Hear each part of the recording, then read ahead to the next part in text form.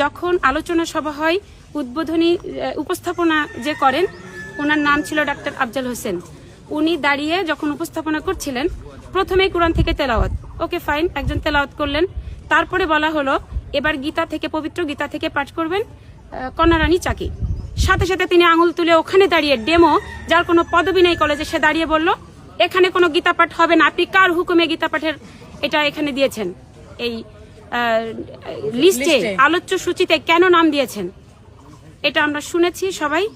তখন principal sir প্রতিবাদ করেননি, শুধু সাইলেন্টলি বলেছেন ঠিক আছে গীতা পাঠ বাদ দেন, এটা তার বলার এখতিয়ার নাই। এই ছিল আমার কথা, আরো হয়তো দু একটা মিস হয়ে গেছে। মানে কোনো কথাই সেখানে যে বলতে পারি না।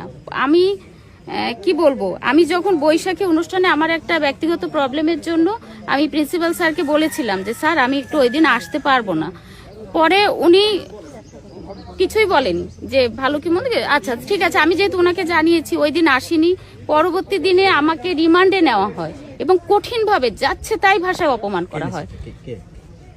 যে যার নাম বলছেন তার আলিয়া খাতুন, সেই মানে প্রিন্সিপালের সামনে অপমান যাচ্ছে তাই ভাষায়, এবং বাবা মা তুলে, ফ্যামিলি তুলে, বেতন খাবেন প্রতি মাসে কি করে বেতন তুলেন দেখবো, মানে নানা রকম অনেক রকম কথা বলে।